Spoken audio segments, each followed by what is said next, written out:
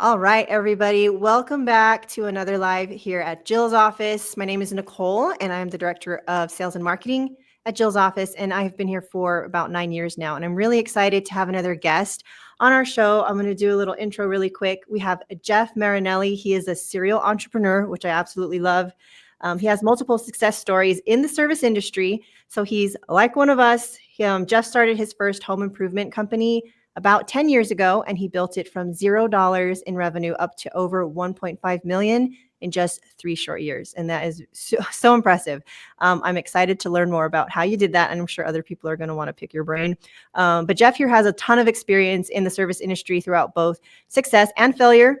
And he's used his extensive knowledge base to help other service-based businesses and trades in the trades industries to maximize their business efficiency and productivity. So at ClearPay Financial, today, Jeff focuses on helping other like-minded business owners to implement the proper tools and software to help owner-operators become more independent in their businesses. So welcome, Jeff. We're so excited to have you. I'm excited to learn more about ClearPay Financial and everything that entails, but also a little bit of your story if you want to go over your background. We talked a little bit about your service-based business that you started 10 years ago. I want to know how that started and how it went, how you got to Of where you are course. today. Yeah, of course. No, well, first off, thanks for having me. I'm really excited to be here and hopefully talk something that'll be helpful to somebody would be good. Yeah. So I got started about a decade ago in the service industry. Always loved just working with my hands, to be honest with you. Like to see the kind of the benefit of my labor. Mm-hmm. So just had a heart for the service industry. I've always loved it. Got into it kind of shotgun approach, just anything I could get my hands on, anything we could do. And what kind of took me from mediocre success to actually to building a business was being able to focus on a few things. And so by the end of it, we were really a big bathroom, kitchen, structural remodeling company that would come in and restructure homes, take out structural walls, put in beams, build these nice massive kitchens with big islands and all that kind of stuff. So we're able to find our niche and built a really high value client base out of it. And yeah, that was that business, but always had a heart to be my own boss and business owner, and probably learned the most amount of lessons I've ever learned about business through that business, through both succeeding and failing multiple Failing. times until yeah, Oh, I think you yeah. learn more from failing, to be honest with you. I think the most valuable lessons you'll ever learn are through the failures. They're the most Absolutely. painful. So, what they say, when something strikes an emotion in you, it's really hard to forget. And pain is one of those big driving factors. Like when you go through the pain of struggling in your own business and losing Yes. sleep at night, trying to make bills, arguments with family members. There's so many things in the Yep. background that nobody sees, right? Because you don't post about all that stuff and people don't see it. Yeah, Yeah, exactly. the biggest lessons I ever learned were from my first business. Tons of failures, like painful ones. So Yes. Back so to back. much As soon as you knowledge. think you're through one of them, you Another get one hits you, another. and it Yep. kind of gets worse if you don't seek help. So, um, Exactly. Yeah. watching things like this from people who have been through really hard situations and learning from it, I mean, Yeah. will save you time if you're a business owner. So I'm curious how, just to get to know you a little bit more, how did you get into, so it's construction, remodeling, and everything you said Mhm. you did. Do you have a background in that, or how did you get into it in the first place? Yeah, I had a couple different jobs. I worked for an exterior services company, so I actually sold windows and doors and siding and gutters and roofs and stuff like that. So I think that taught me a lot of the. I mean, there was some intensive training and stuff that went along with that. So I learned a lot of product knowledge and kind of the theory behind why you do certain things and why you put certain products places. Yeah. So I did everything from that all the way up to worked for a foundation company and a finish carpenter for a while. So kind of getting a lot of different aspects of construction just in general. Hmm. But I was always the kid that if there was a repair person that came over to the house, I'd just sit there and watch them. So I learned from seeing other people do it and just kind of became handy around the house, even as a kid, fixing stuff at my parents' house and stuff like that. Yeah. So that kind of led me into what punch list items can I do when I'm starting this company? Who can I talk to that would send me some easy work, quote unquote, as I'm still learning what I'm doing, Right. learning my craft. Yeah. So really built from the ground up. Oh, That's amazing. absolutely. Yeah.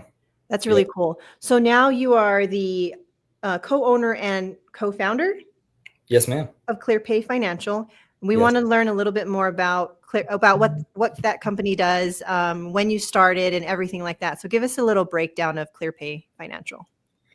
Yeah, that's a great question. So I get asked this a lot because it's like complete opposite from actually doing construction. Is now I'm doing a financial technologies company, which is completely different. But the kind of the long and short of it is my business partner and I, we've actually been best friends since we were about 6 years old, which is crazy to think. And my background was, of course, in the service industry, as I explained. His is also in the service industry. We wanted something where we could still focus on the service industry and help the service industry, especially with us being younger and most of the people in the service industry being older. Right. Our kind of knowledge with technology and implementation through software platforms and whatnot, excuse me, we felt had some value to share, and we could help streamline people's businesses and help kind of fill the gaps where it might be missing some efficiencies or processes. So anyways, we wanted to get into this opportunity kind of presented itself.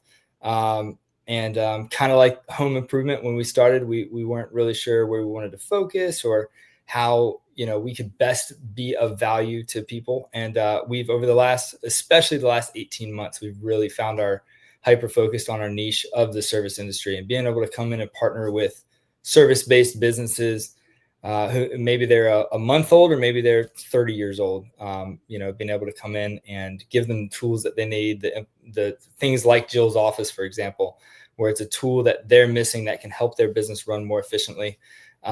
So our business, ClearPay Financial, completely focuses on payment processing through credit card and ACH transactions. But our value add is that we don't just take the approach of how can we save you money on processing. It's what tools and contacts and relationships do we have in our tool bag that we can use to help your business grow, and make introductions to, and maybe implement software, and kind of so on and so forth. So taking a much more consultative approach when we're Yeah. talking to people on how we can be of value to them. Yeah, I love that. And I love to just dive into understanding what that means for business owners more, because I think as a business owner, I would see some business owners, payment processing isn't the thing that's always on their mind. There's a lot of other things like, I need to get more leads. I need to close more jobs. I need to increase my Right. ticket. I need to hire more people and not have them quit on me and get them to actually perform. So there's a lot there that people think about, and payment processing isn't something that owners might really think hard about. And so Sure. I want to take some time to really dive into some really cool questions that business owners should think about when they're making these kinds of decisions, and how, a system like yours can actually benefit them. So let's dive into some questions really quick. So the first one that we have here is, what would you say are some common financial challenges or mistakes that you see business owners run into? Yeah, that's a really good question. I think the biggest thing that we see, especially in the service industry, and some of these questions might end up running into each other just because it's so common. But the cash flow, I think, is a huge deal, especially if you're a new service-based business. You don't have Mhm. $100,000, $200,000 sitting in the bank, to help when you have a project that gets held up, or maybe Right. permits, you're waiting on something and just goes way longer than you're expecting. So I think that's the most common financial challenge that we see, is just a cash flow issue. One of the values we're able to provide is our funding times. So when people pay for your services as a business owner through our platforms that we're partnered with, or through our platform alone, our funding times are next day. So you can take payments up to 7 p.m. During a business day, and you'll get your money the next day. And that's huge for a business owner. They don't want to take That's a huge. $20,000 payment and then wait 2 weeks for it to Right. hit the bank account. And that's, I think, part of the, in the service-based business or service-based industry, we hear a lot, well, I get paid through checks. I get paid through checks most of the time. Banks put holds on checks all the time. And that was actually an issue I faced as a business owner, was, especially as I was starting out, you get a large check, depending on the size of your business, 10, 20, $30,000. And Yeah. the bank decides to put a 10-day hold on it, and you have subs to pay, materials to pay for, all that kind of stuff. So through our platforms and integrations, being able to get your money next day is a huge deal. And I think that's probably the most common challenge people run into, is just managing that cash flow. Man, I would say as a business owner, like just that one question alone is all I need to know. So we're done. No, I'm just kidding. Sounds good. Yep. It's nice. Thanks Getting for your having money me. the next day is like, oh my gosh, that would just, take so much weight off of your shoulders, because if you're waiting, like you said, 10 days or even longer, you now have to think really hard about how to plan those next 10 days. What do I need to do to make sure that everything flows smoothly, and keep those Yes. relationships strong with those subs? Like you said, you don't want to delay paying them, and Yep. so that's a huge benefit. So I think people will absolutely love that. Yeah. Been Uh, there, done that. They start off yeah, telling people, hey, let me pay you next week because that's one of those my money got painful held. things that you learned from in previous life. Exactly. Absolutely. Yeah, Yep. don't do it Run into again. all of it. The next question we had, let's see, what are some effective strategies for handling seasonal swings in business? Yeah, that's a great question. That's one of my favorite topics to talk about when I'm doing consultation work for service-based businesses. The number one most effective tool for that is referral partners. But hands down, 10 out of 10 times. You can have, especially in the service-based business, let's say you're a gutter company, you're getting gutter jobs periodically. Maybe it's through yard signs or marketing or whatever it may be. But once you get that job and you finish that job, you got to go out and find the next job. Mhm. And that's where those seasonal dips and everything come in, is you're relying on people to respond to your marketing or Right, see your signs or your flyers or whatever it may be. And so referral partners is a huge deal, right. humongous deal when it comes to the service-based business. Having kind of viewing not necessarily your competition, but um, your similar service-based industries as people who can come alongside you and help versus competition. Yeah, Using that same example, let's say you own a gutter company, you find an exterior services company that does, pressure washing and window cleaning and stuff like that. They look at, or gutter cleaning too. They look at the same thing that you're looking at all day long. right. And they're seeing gutters that are falling down, or maybe the gutters just keep overflowing and they need gutter guards or something like that. But if you find partners who you can come alongside and say, hey, let us add gutters as a service to your business and just refer us, we'll teach you how to measure them up. You can sell the jobs yourself. We'll give you contractor pricing. You make a couple bucks every foot. And you can be a referral partner for us. That's the most effective way to avoid seasonal swings for sure, is having people who will consistently send you business. Yeah. And then the residential work that responds to your marketing or word of mouth is just just icing on top of the cake, really. Yeah, I love that you said that, because I think a lot of in the home service industry, we're always trying to brainstorm ways to make sure that we're staying busy and staying afloat during slower months. And Mhm. um, there is the opportunity to leverage referrals from your clients, like you said, in the residential space. But for instance, I have a residential cleaning company, and we have a partner with Mhm. a carpet cleaner. We have a partner with the junk removal company, and then Yep. also window cleaning and pressure washing company. And we send referrals between all of us all the time, which is really important. And we help each other out, and we put each other on each other's websites, and we leave Absolutely. flyers with all of us on it to try to do as much as we can. And you can share the workload with your partners too. So you want to find really good ones for one. I think that's important. And it was important when we looked for these companies to partner with, to make sure they had a legit website that looked very Mhm. professional, that they had really good reviews, and that they were really responsive, because we just sent out messages like, hey, do you want to talk about a partnership? You want to see how quick they are to reply, and how Absolutely. how professional they are when they speak, and how kind, because that is important. They are, if you're referring them, they are almost a reflection of your own company now. So 100%. Yeah. it's like referring employees, right? You want to refer good people that will show up good and everything. So It is. I think it's important to know who you're working with, and I think also if you have a referral partner who's on a project and they see something that you could do, they're going to refer you versus just finding some random person on Google to give to their client. They don't want to not give their client a recommendation. So having somebody that they trust in their back pocket, and somebody who you can portray, hey, this is the type of business we are. We answer the phone when people call. We show up on time like we say we're going to do. And you can get across the value that your company brings to that referral partner. It goes a long way. Yeah. Yeah. Okay, let's see. Our next question here is, how does offering multiple payment options to customers, how does it benefit the business owners? Yeah, no, that's a really good question. So that's taking a different approach, and just thinking of the actual business owner themselves. It's always beneficial to offer your customers multiple ways to pay. Um, people don't feel like they're boxed into paying one way or the other. I'm sure most service businesses always take check. They always take cash.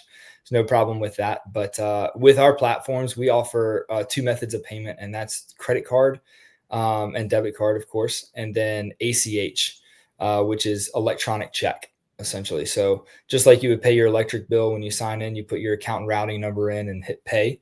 It's the same thing. You're paying with a check, essentially. But the benefit to the business owner, the main benefit that we see really in the service industry is our platforms offer what we call dual pricing. So when you send that invoice over to the customer and they hit that pay now button to go ahead and pay your invoice, they have the option, as you have the option as a business owner, to show two different prices. Hey, if you pay with a credit card, here's your invoice total plus a convenience fee to cover the credit card fees, and here's a no fee option through ACH, which is just essentially a direct draft from their bank account, right?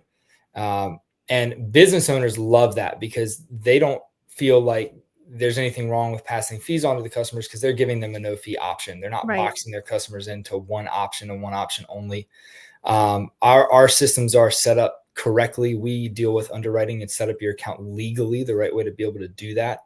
Because there's a lot of cloudiness around doing that, but we do it the right way to make sure everybody's PCI compliant and whatnot. But that's a huge benefit to the business owners. If you're running $100,000 a month, which is, most of our clients are somewhere around there. You're saving 2, 3, 4% on credit cards every month. That's it's a couple $1,000 every month that you can save by offering ACH as a no fee option. It's a fantastic win for our business owners. A lot of times I'll even say this, a lot of times our business owners save so much money doing it that way that it actually pays for whichever software that we've got them hooked up with, whether it's an FSM or just an invoicing software. So hugely beneficial to business owners to be able to offer more than one way for customers to pay. Yeah. You know what you just said about just the savings alone is able to cover the cost of the software that they're on. I mean, that reminds me of us here at Jill's office, because a lot of times our clients are coming to us because they're missing so many calls. And depending on how much just one call could cost you, because, you're doing a $12,000 job, you miss that one call and you lose that job. I mean, just one phone call can pay for your entire month at Jill's office because you just stopped missing phone calls. And I mean, fantastic way of looking at it. It is, because you're losing so much money if you aren't answering the phones every single time. Even if you are answering them and you're not giving really great customer service. I mean, there's a lot of more to answering phones and providing customer service than some business owners understand. But an interesting thing too, really quick, is I have in my residential cleaning company, I have my VA making calls regularly to other house cleaning companies in the area and outside of our area. And we track everything in regards to how many companies actually answer the phones, how on the first try, second try. We try 3 times throughout like a couple weeks. No one has ever called us back. We take notes about how they communicated on their phone and how their customer service was. And I can tell you we've almost got up to 100 companies so far. And I think I saw maybe 3 that actually answered on the first call. And maybe 2 out of those 3 were actually good on the phone and 1 was extremely rude. So, the reality of the service industry, I mean, you can ask people all the time, have you ever had something done at your home? You might have had a good experience and you stick with that one company, you refer the heck out of them. But then there are other projects you've done where you're like, I can't get anyone to call me back. No one will answer. And so I think, we're trying to help the service industry kind of pivot, provide better customer service, a better customer experience. And in turn, like you said, one call can completely just pay your entire bill for the month. And then you Yeah. start to see even more jobs. And so I love that. Absolutely. And it almost go I mean, this kind of ties back into the cash flow thing we were talking about earlier. If you have having those options to be able to take payment right then and there, and what a lot of our platforms run on your cell phone or your iPad as well. So Mhm. being able to be on site with the customer, do a walkthrough, hey, job's done, everything looks great, customer signs off on it. Is that going to be, check or ACH or credit card? How would you like to pay? And being able to take that payment right then and there and then get your money the next day, it just speeds up the whole process of, Right. okay, I'm done the job, I got paid, I can move on to the next job, and I have my money to be able Yeah. to pay for the materials and the subs and everything like that. But having those options so that the customer can have the freedom to pick to how they want to pay right then and there is a huge deal. Yeah. And then excuse me, looking at it from the consumer side as well, like thinking about customer experience when you think of your payment processing system might not be at the forefront of our minds. When I pay for anything, I love to see options. Sometimes I'm a little disappointed when I see that. I'm like, you don't have Apple Pay? Like, what kind of Right. company are you? Like, I just want to pay with what's most convenient for me. Like, I can pay you with my watch now if you have the option. So when I'm really limited, it kind of, gives me a perception that this business doesn't have all the options that I might need. Mhm. And just a little bit of that seed of doubt planted at any point in the customer journey. It's important to just keep building trust. And when you're going through the payment processing, that is a huge thing. I'm actually giving you my money now that I've worked so hard to earn. It better be a smooth process that I feel safe doing. Absolutely. We should think about that as business owners all the time. And talking about safety too, I mean, it goes a long way, especially in the service industry. The contractors, unfortunately, there's some bad apples out there that give contractors in general just a bad name. And Mhm. being able to have something that's efficient, whether it be a card reader where somebody can, like you said, Apple Pay or tap to pay or insert their card, or it's going into your system on your iPad, something like that that's set up and convenient for the customer Right. versus, hey, let me have your card. I'm going to go and write it down on my notepad and then I'll run it when I get back to the office. Or I'll call the office and have them run it. And I'm going to be telling somebody over there Mhm. but what your card number is and everything like that. So Right. having our systems and platforms implemented to where it just adds a level of security, number one, Right. but also that sense of security to the client to know that it's being taken care of the right way and it's not, we're not mistreating card numbers. Yeah. I've definitely done that before at my house where I have to give my card over and they wrote it down on a piece of paper. And I immediately think, Nerve wracking. oh my gosh, have I done the wrong thing? It's too late. Like the Yep. install's done. What can I do? Right. So Yeah. You just monitor your bank account for a few months and make yeah. sure Yeah. they don't go on a shopping spree. Right. Okay, let's see. Where are we at? So, our next question here is, what role does automation play in simplifying administrative tasks for businesses, and Mhm. where should they start? So, this might be a little bit outside of like what your company does, but I'm sure you're really familiar with automations, and with having a company like yours now, I'm sure you know on the tech side how important it is to have automations built in to kind of, help you with your business. So, Absolutely. yeah. Yeah, automation is a huge thing, especially nowadays as technology is growing and growing and it's kind of finding its way into every role that a business can have. So automation's a big deal. This kind of goes back to the value add that we try to bring our clients. As a payment processor, I feel like a lot of times when I talk to a new client, one of the first questions they ask are, well, what are your rates, right? Because that's what they've been trained to ask. Right. They ask everybody that. Maybe they've been door knocked by a bunch of people, and all they want to know is who's the cheapest.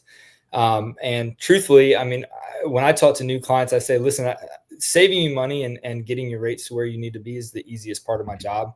That's usually the last thing I talk about. How can I actually help your business? What value can I provide that's not just a money savings? Because I'm going to Right. save you money. I'm not worried about that. That's the easiest part of what we do.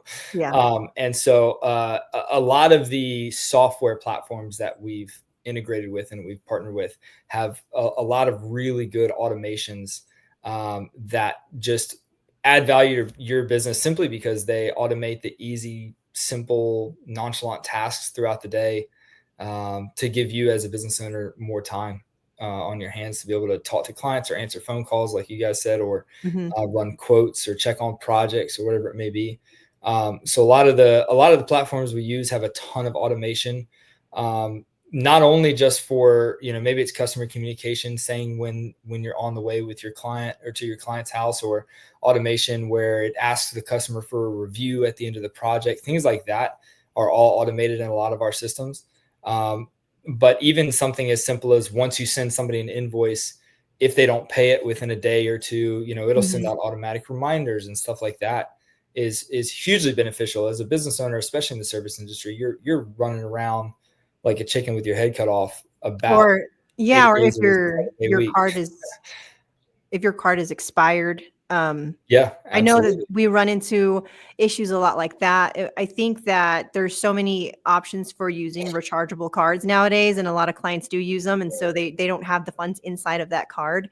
And so not having automations, it's there's so many right now. I know one time when our automations went down, just to remind customers that their cleaning was coming up, we had so many people reaching out that they weren't prepared, even though they'd been with us for years.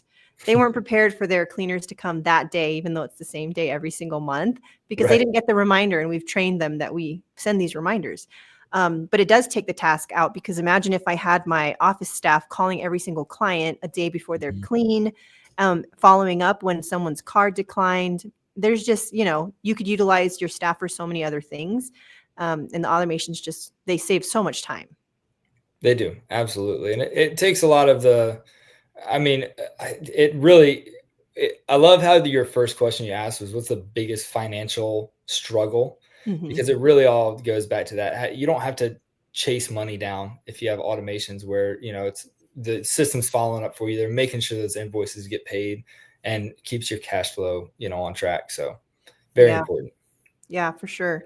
I'm curious too, in your experience, just in your home service industry from previous, um, in construction and everything like that. How do you feel in general that customer services, with phone calls and answering phones and getting back to people in a timely manner? I mean, have you seen things change over the years, or is it still pretty much typically hard to get a hold of somebody consistently?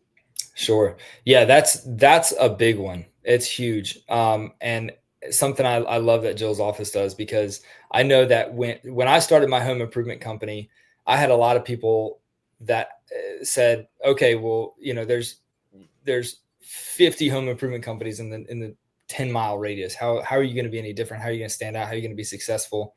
And every single person that asked me that, I gave them two answers. I said, I'm going to answer the phone when people call, and I'm going to show up when I say I'm going to show up. Yeah. And that is such a lost concept, for business owners, for whatever reason, especially in the service industry. Is they're Hmm. showing up, even if they're showing up 30, 45 an hour late. Yeah. I would make a crazy effort to get there 5 minutes early. And you would be surprised and just blown away the number of times I'd show up to a customer's house on time, and they're like, surprised. I What are wasn't you, what are you ready. doing here already? Yeah, exactly. Yeah. And I said, well, I said I'd be here at 3, and it's 2:55. So those two things, answering the phone or having an answering service and somebody who can always answer the phone for you Mhm. and your business is I mean, you'll be ahead of 60% of the competition just by doing that. And Yeah. then, the second piece to that is, you can't just answer the phone and set the appointment or the estimate. You actually have to go and run the estimate and do what you said you were going to do, and be Right. on time and be courteous. And if you're not going to be on time, I mean, things happen. Yeah. But communication, just, I think it all wraps around communication. Call Yeah. your customer, let them know, hey, I'm right down the road, 10 minutes away. I apologize. I had, a 911 I was dealing with on another project. I'm headed your way right now. I'll see you soon. I hope that still works for you. And if not, reschedule and Mhm. make an effort to be there early next time or something. But communication, answering the phone, being on time, seriously, you'll be ahead of 80% of the competition just by doing those two or three things. Yeah. No, I agree. I think, I think as an owner, when you sit down and you look at your overall, customer experience, customer journey, what do you want it to look like at every single touch point with your company? Mhm. Um, we don't always think about those things. Like, the very first time they visit your website, what's the experience like? Are they going to click a button that calls? Is someone going to answer? What are they going to sound like? And when they say yes, like what you're doing, how is that whole process going to work? Are they going to pay a deposit? Will they get an invoice? Will they get a receipt? Will it be smooth and professional? And then one thing that I think you didn't mention was after the work is done, what's the follow-up process afterwards? Are you even checking in to see how they did, ask for the review, and ask for the referral? And those are things that a lot of our clients at Jill's utilize us for, because it's hard as a business owner to think to do all those steps. Setting up the automations is great too, but to get a live person talk to you is next level, like you said. But Absolutely. the service industry, very specifically, is in very intimate spaces of our clients. We're going inside of their homes a lot of times. So trust to me is the number one thing you want to build. And if you don't answer the phone and you're not on time, like you said, like, I don't trust you already. I'm going to go with someone else. Whoever makes me feel the best, makes me feel the most, I trust you the most, I will pay more to get someone in that I can trust than someone that gives me, I might not get a hold of you later, but you're a lot cheaper.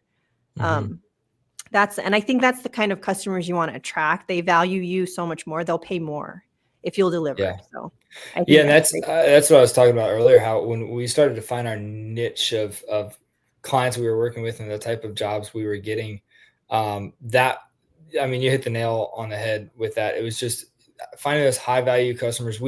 I can't tell you how many times I've had clients come to me and say, hey, you were X amount of dollars more expensive than the other guy, but when you guys came out, your process and your knowledge and your procedures and how you run everything, you answered the phone, you showed up on time, you had samples, you had, an idea of what I wanted to do. You were able to give me solid recommendations on whether, even if, my idea as a customer wasn't great, you were able to rephrase it and show me how it might work best in my home to do the remodel, and then give me information why, and just being the professional in the home and the most knowledgeable in the home about what you're doing is a big deal, and it goes a long way.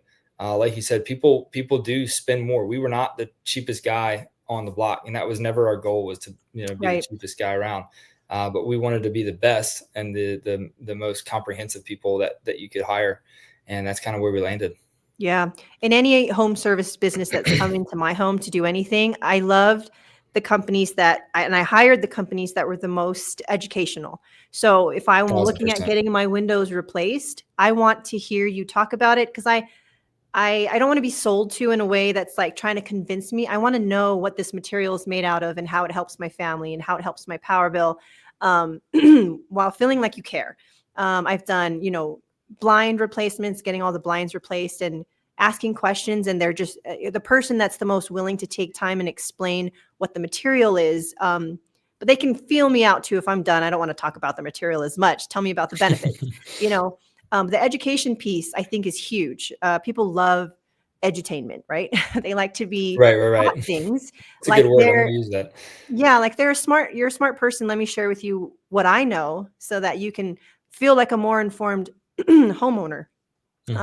And I've learned so many things just being in homes for the last 10 years or however long it's been. Because when you buy a house for the first time, you don't know anything.